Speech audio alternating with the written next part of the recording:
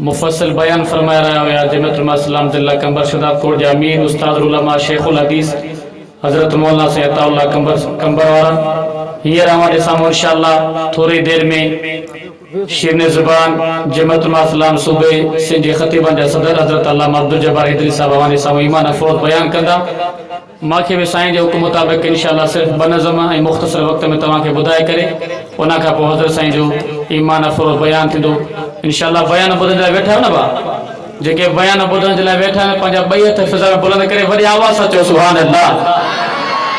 आवाज़ माशाअल्लाह आयो पर स्टेज ते बि न आयो पूरे सईद अली चाडे खे ॿुधायो त हुज़ूर जा दीवाना वेठा आहिनि वरी आवाज़ सां चओ सुभान अल्लाह माशाअल्लाह। हिकु दफ़ो ॿीहर सलाह सुही करो अल्लाहुम्मा सल्लि अला मुहम्मद व अला आलि मुहम्मद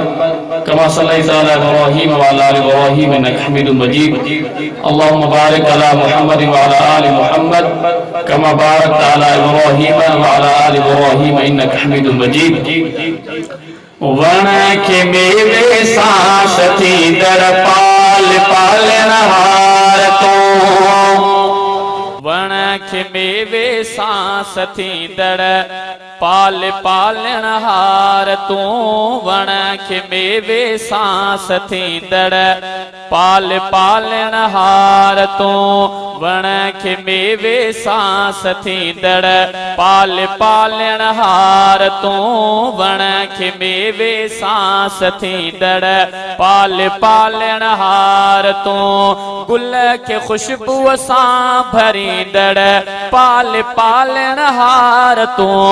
गुल के खुशबू सां भरी दर पाल पालनहार तू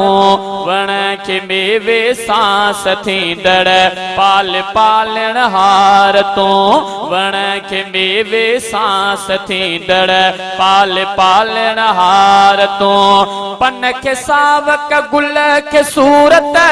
सूह मेवे के सवाद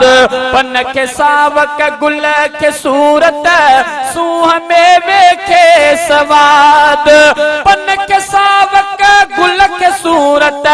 सूह मेवे के सवाद ऐं हवा के गीत ॾींदड़ पाल पालनहार तू ऐं हवा के गीत ॾींदड़ पाल पालनहार तू गुल के खुशबू सां भरींदड़ पाल पालनहार तू वण के मेवे सांस थींदड़ पाल पालनहार तू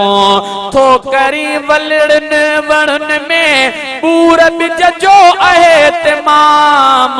थो करी वलड़न वणन में पूर बिज जो आहे तमाम थो करी वलड़न वणन में बूर बिज जो आहे तमाम बूर सां बेलाब खींदड़ पाल पालनहार तू गुल के खुशबू सां भरींदड़ पाल पालनहार तू वण के मेवे सांस थींदड़ पाल पालनहार तू